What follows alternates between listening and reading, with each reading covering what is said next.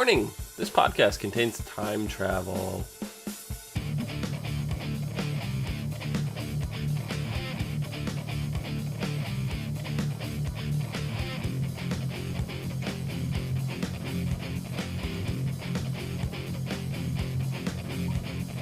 What's up, everyone, and welcome to the ASOTV podcast for Sleepy Hollow, Season 4, Episode 11, The Way of the Gun. I'm your host, Dom, and with me, we have Kim. Hi. How's it going? I'm good. You good? You good? Yeah. So, things are One of the really best getting episodes interesting. yet. Yeah. Oh, yeah. I love that it really is revving up. And even though I did call a few things, because literally from the moment Laura, yeah, come to the picture. So first I was like, oh, who's this person? But as it went on, like some of the things she started to say, especially when it was like, okay, you're from the future. Got that. But then when she started talking about her past with Dreyfus, I went, oh, I know exactly who you are. Yeah. Yep. Yeah, it didn't take long. Didn't take long for me. My initial reaction to her was, oh, she's an angel. And maybe we're going to tie up the angel storylines. Nope. I didn't even think about that. That would have been a cool thought process. Yeah, but nope. Laura is Molly from the future. The interesting thing here is we learn quite a bit about what happened so-called the first time around. Knowing that things play out now, with Laura being future Molly, she mentioned how in her time that Dreyfus came, whatever, she assisted Dreyfus, she worked with Dreyfus, whatever. We've kind of got that from the futures that we've been seeing. But what we also find out is that her mother became the Horseman of War. And then Ichabod was it Ichabod adopted her? Yeah, Ichabod kind of like took her in and raised her. And then at some point, Dreyfus got her. I was kind of unclear on that, but It sounded like Dreyfus might have gotten her early, though. Yeah. Oh, yeah. Like he's had her for quite some time, and that it was actually Dreyfus that took her in. But obviously, she still has a connection with Crane this whole time. So it looks like she still listened to Crane at the same time as well. Yeah, and Ichabod had mentioned not that her mother died, but that she was gone. You know, so it took a bit for her to find the truth out and all that. But Ichabod ended up assisting in allowing her to travel to the future, or the past, her past, from the future to the past, which is our present, if it gets any more confusing. But what's interesting here now is when Ichabod, knowing that this is Molly from the future, took the bullet to save Diana, he now became the Avatar of War instead of her, which means the future is changed. Correct. So Molly's interference definitely changed the timeline so far. We don't know if it's for the good or for the bad. All we know is it has changed. So it's kind of interesting to me. Question, that means she would have had to find a different way back. If she goes back, she doesn't have to go back. Her future could always be going to the past. If she dies in the past, good, sure, it doesn't mean anything. You know? Or it means she can never go back to the future. She can never go back to her future, her present. She can never go back to her present. Right. If this is going into a whole different territory. If this is the rules of time travel as accordance to the movie Back to the Future, no, she would not be able to travel back to her her present. Yeah, her present. Well, if she can go back, she probably knows how to move forward. So she probably could go back to her, back to her. Because after altering the past, going to the future would go to the new alternate futures present. True. So I don't think she has any way to get directly back home. Um, so I don't know if she dies, because from what I understand, the actress that plays her signed on for 3 episodes, which would lead us into the finale. Yeah, and that is saying no. Malcolm raised her, and I totally get that. But she also mentioned that Crane was the one that came and got her from the sleepover, and all that. So Crane was definitely involved in a short period of Molly's life after Diana was gone in the future.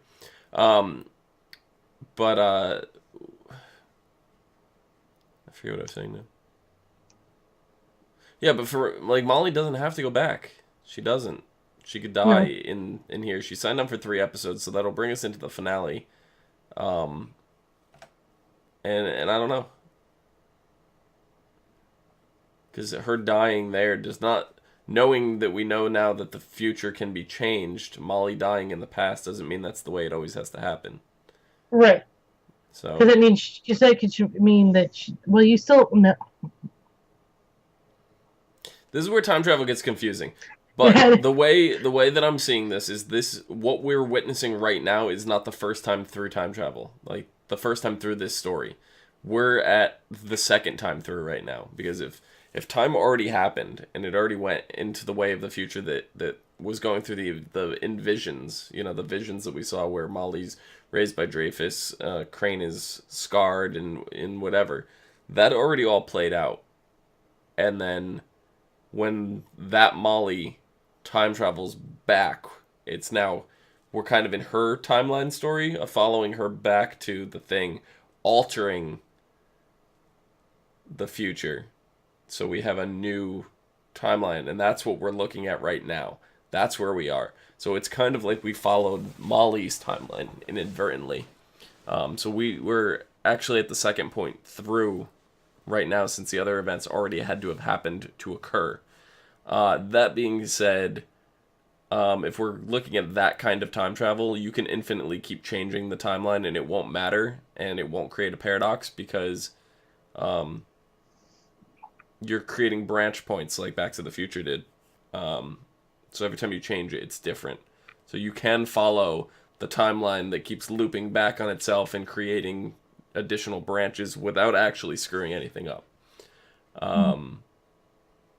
Yeah, so we're at least at the second point through this timeline, which is kind of confusing, but hopefully somebody out there understood what I was saying.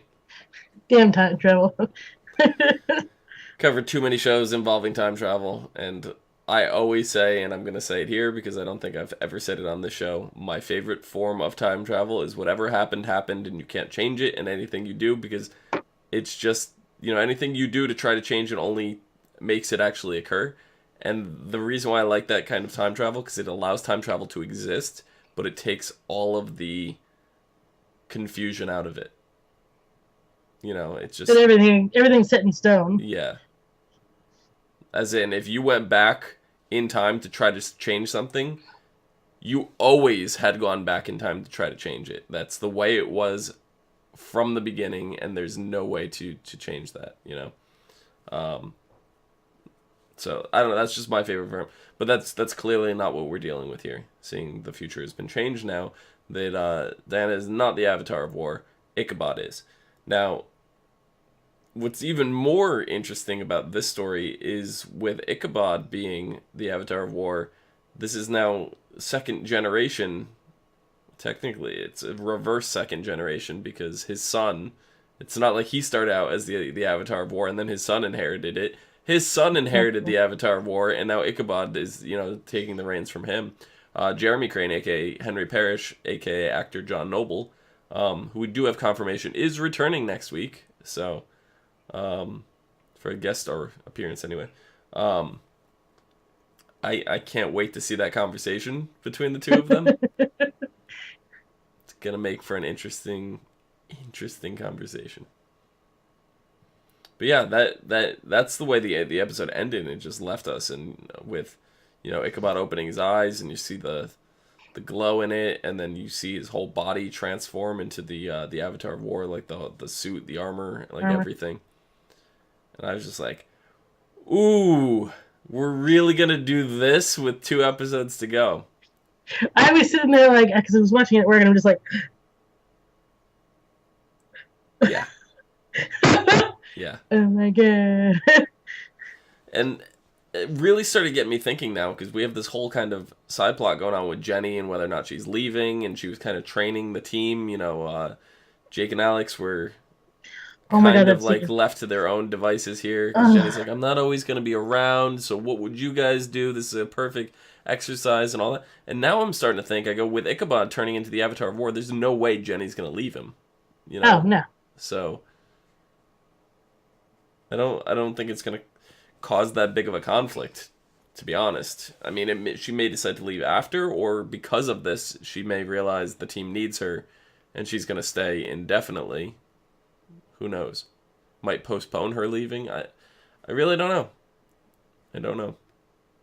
Oh, but that scene, like Job was pissed off this whole episode, rightly so. I mean, he got blown up a couple times, and so he was just kind of going at it with all his demon powers. But when what we thought, what it seemed like he broke Alex's neck, and I went, oh my god, they're killing off Alex. Oh, he's so mad. So mad. It It's was so like quick. It was just like, and I'm like, it's like that just happened, and then all of a sudden it didn't, and then I was like, I'm really, and then I was like, okay, so he basically showed, Job showed, um, Jake Jake. a quick glimpse of the future that could have been, kind of deal, and I was just like, don't Playing do with that my to me, emotions. don't do that to me. And then you had that moment where Alex was like, something I've been wanting to tell you, Jake, and then Jenny busts in, and it's just like, she ever gonna tell him how she feels? You know? Eventually, I guess they want to prolong that. Yeah. I gotta say, Jake, you are so damn oblivious. It's not even funny. I mean, just well, you didn't get that. You didn't understand that. You didn't like. Oh yeah, because we're best friends. Talk about like your mental, just like I guess you've been friend zoned so bad that you just kind of stuck there. Yeah. Yeah, pretty much. No, but he referred to, I forget her name. Was it Melissa? Yeah, something like that. As his girlfriend now. And Alex is like, oh, so now she's officially your girlfriend. And he's like, oh, I can't help it. But yeah, no, Alex, like, we know. Yeah, Jake's a little bit oblivious. I still don't think it was laid out obvious to him. I don't. It's obvious to us because we're seeing everything from Alex's side. But we don't see everything, Jake doesn't see everything that Alex has been doing, He doesn't see every aspect of that. But so, I feel Job kind of just floated out to bear there, but... Oh, yeah. Well, Job was like, well, her feelings for you are deep, or on the surface or something like that. And I was just like, okay. And then Alex was gonna come clean and say something, but Jenny kind of jumped in like a spider. Ruined the moment and saved the moment. I don't know. Came from. Yeah. So it's just like... Yeah. Came in through the skylight. I don't know where she came in. It's absolutely ridiculous. So, one of my favorite scenes was Ichabod at the school play. Absolutely love that. The way he's cheering and standing up and yelling at absolutely amazing. And you have the guy in the audience who's just aggravated. And Ichabod's like, it's not a morgue, And it's weird because when I go to the movie theater, I want everybody to be quiet. I don't want people commentating through the whole thing. But if I'm in like a theater with the performance and stuff, like I went to see, this was at least 15 years ago. I went to New York. I went to see Madison Square Garden. I went to see The Wizard of Oz, where Roseanne Barr was the Wicked Witch. And it was absolutely fantastic. And every um every show she did, there was one section of the play that she ad-libbed, and her goal was to get the actress who played Dorothy to break character and crack up. Like, that was her goal. And they had gone 100 something shows, and she didn't get her to laugh.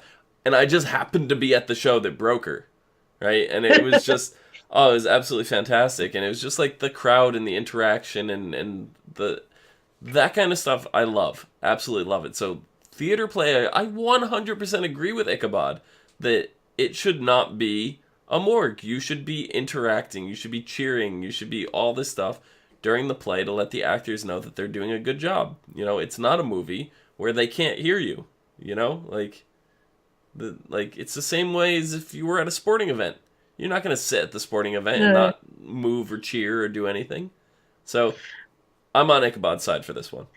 Depending, I mean, yes, most of the time in movie theaters, yeah, you would like, no, but I couldn't, like, we went and saw Beauty and the Beast this past weekend, and we had two little kids that were behind us singing all the songs, and it was like the cutest thing in the world.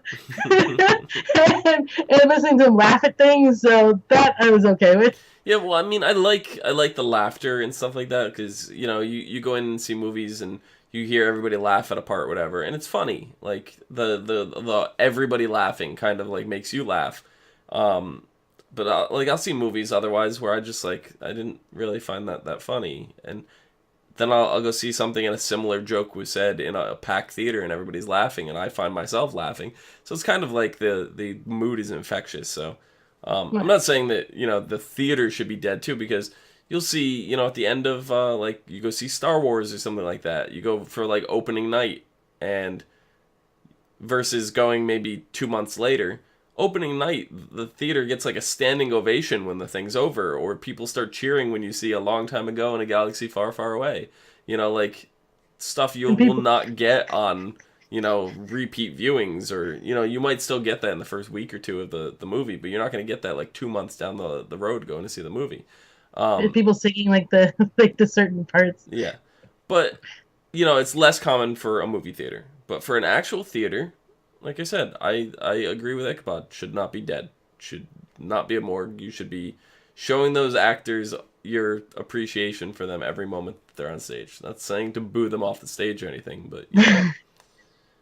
So, but yeah, it was a play for Valley Forge, and it Molly was actually pretty fantastic there. I must admit, she was great. You know, and that set up the whole thing with the sleepover, and supposedly now that in the future version of the events that hadn't happened, this was Molly's last time seeing her mother. You know, so when Diana heard this later on, you know, it really struck a chord, because she literally just sent her daughter there, you know, to go to the sleepover. And here you have future Molly Lara lady saying, you know, this is the last time I ever saw my mom, you know, so it's kind of crazy. But we meet her, she's stealing from the vault right away. She steals a book. And she was expert sneaky there. She was expert sneaky. She beat the crap out of Jenny when Jenny went to get her because she avoided her mother really well, right? She crawled up the thing, totally avoided her mom. Jenny, on the other hand, no way. So it's almost like Jenny had a hand in teaching her. Don't know if that's true or not. The way she fought, I would think so. Yeah. I really got that. Yep. So if that's to be believed too, then that means that Jenny didn't take the job, but we don't have confirmation on that. Yeah. But regardless, it was just like seeing her interaction with all the people were really good. And then she goes to the Banneker house, which got tied back in, you know, Benjamin Banneker and all that. The house got burned down. This is somewhere between the events of everything. Like the last time we saw him before he accepted Washington's deal, and after Ichabod talked to him about accepting the deal. Like, so it fit somewhere in the timeline there. But Ichabod was in the house when it burned down. They escaped, you know, whatever. Ichabod watched it burn down. here we are. We come and find the Banneker house is, or the barn or whatever it was seemingly not burned down. Was converted into a restaurant. We find out that in, was it the 2010, I think they said? That, 2010. that they refurbished and built the house from the ground up, brick by brick, exactly the way it had been built before.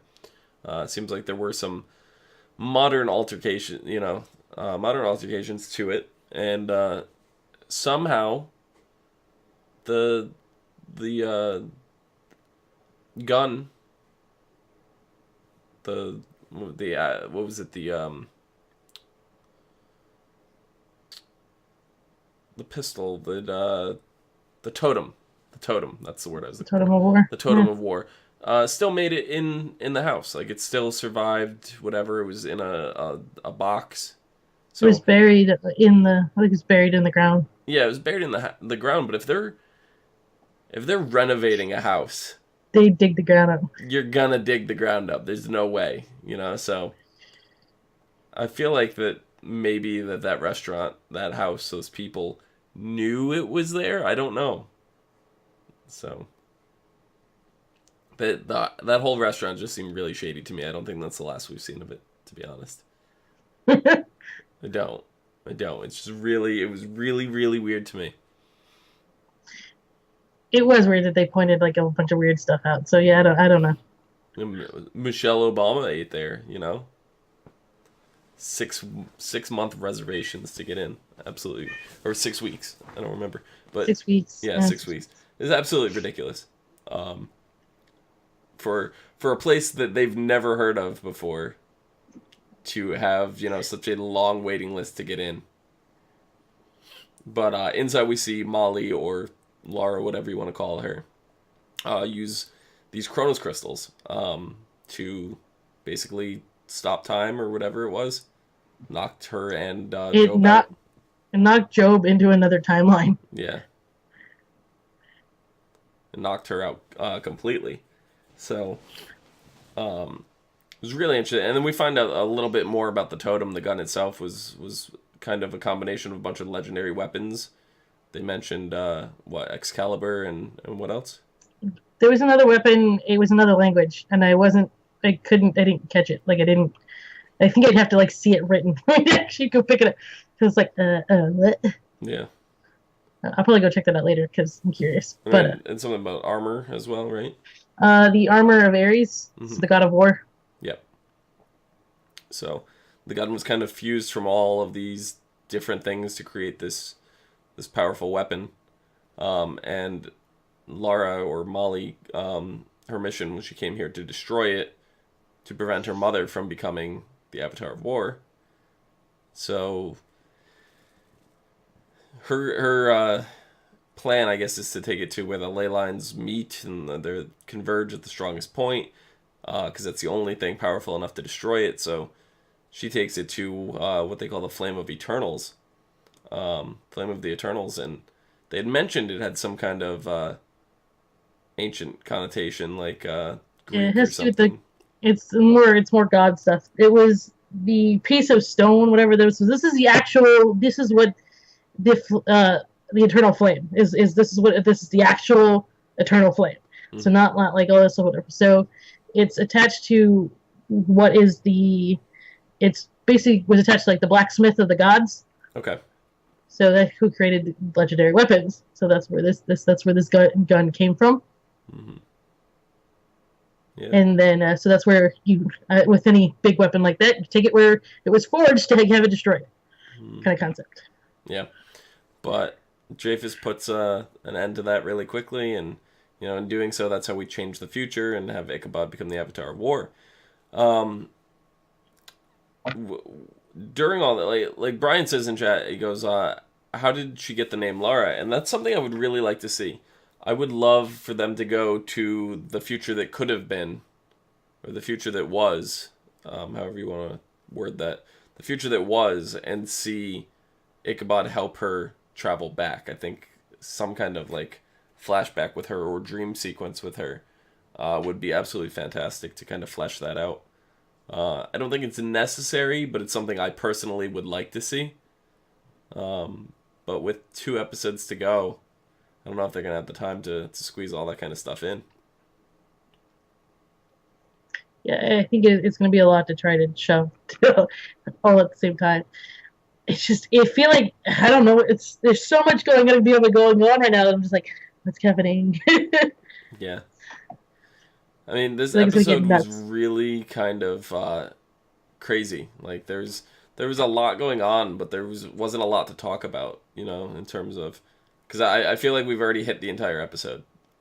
We did, because it was just, I mean, it was important, all these important parts, but it was like, all these important parts were happening very quickly, so it's just, It was very concise, and it was a lot of action kind of stuff in that regard. And when you have big, heavy action based episodes, it doesn't advance the plot too much. But this one did have a nice balance in that, like just having future Molly and everything involved here, and creating the Avatar of War.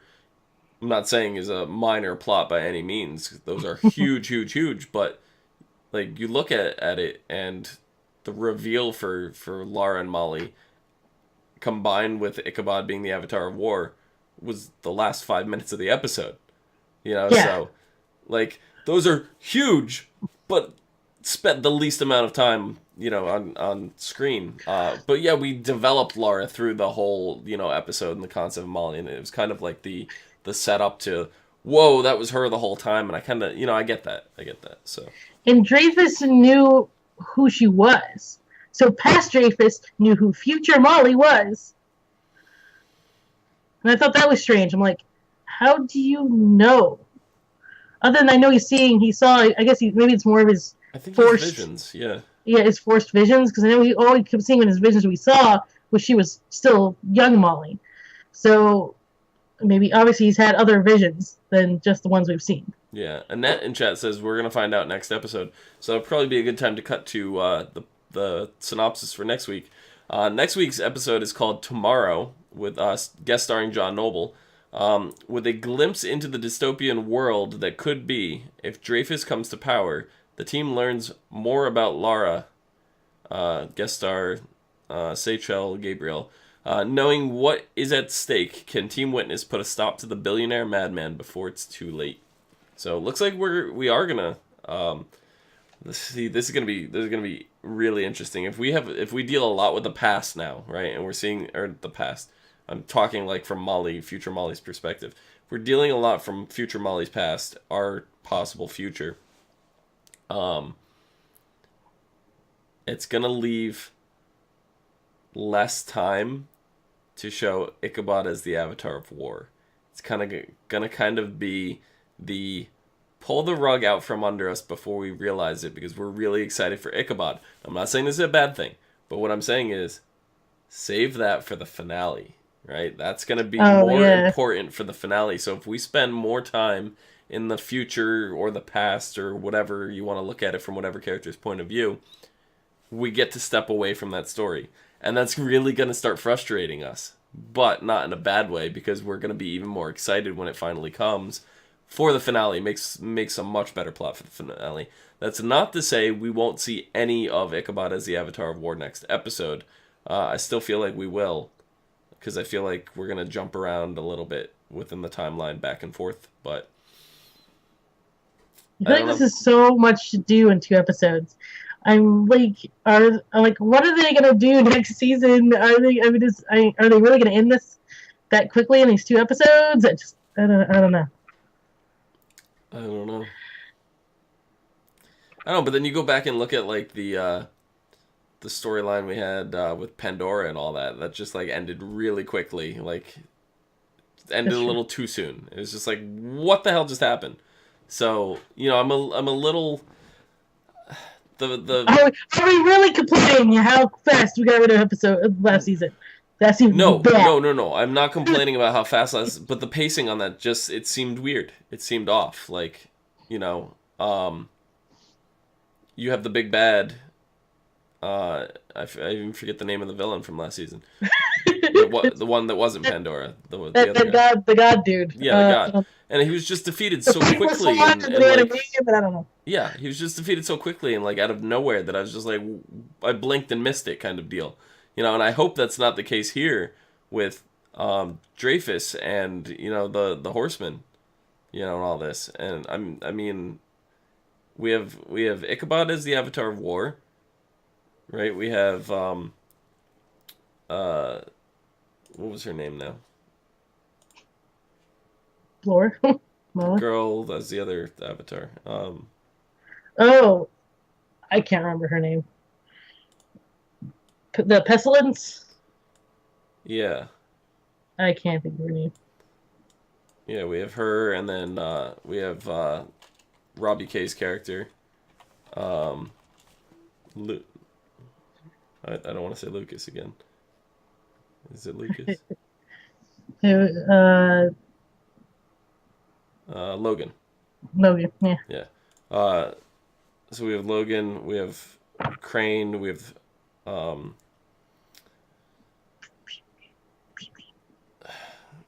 the Headless Horseman. I forget his name now. Beginning with an A, didn't it? Abraham. Oh, his real Abraham. name? Abraham Van Brunt.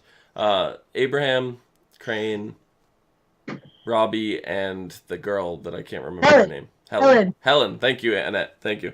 So we have the 4 horsemen now. We know who they all are. If all the totems are in place, which it seems like they are, I think the only thing that was missing was they had the axe from the horseman, but the horseman himself was not in the coffin. But since he's already the horseman of death, did he have to be recreated? Reforged, re-avatared? I don't know. Avatar. Well, because these are the avatars of war. Like, there's so many. Like it seems like now knowing that Henry became, Henry or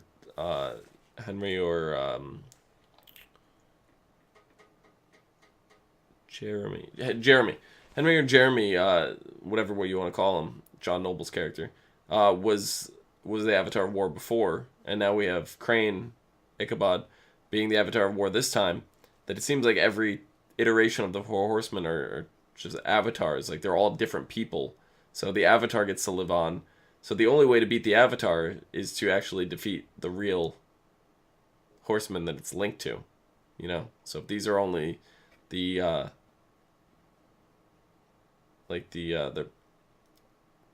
don't know, what's the best way to define Avatar? You know what I mean by that. It's just such a common term to me that I can't define it.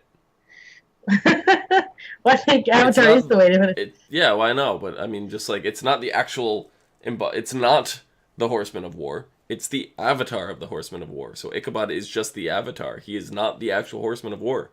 So to free Ichabod, you might have to defeat the real Horseman of War. You know what I mean?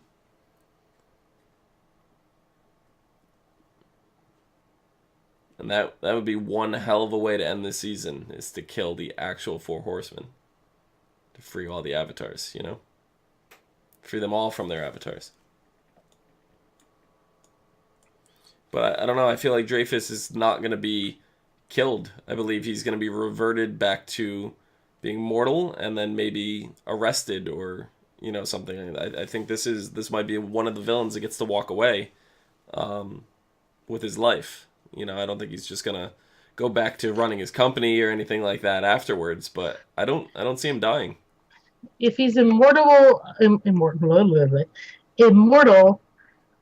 have to trap him. I would see him being them sticking him somewhere. Yeah. Well, where he's stuck there forever. Like in an alternate universe, it's in the same song over and over. Yeah. I think defeating Job is going to be more of the problem than defeating... yeah, I think so too. Yeah. So, yeah, it's going to be good. So Brian says, I think that Once Upon a Time explained time travel the best when they said you can change the path to the destination, but the destination will be the same.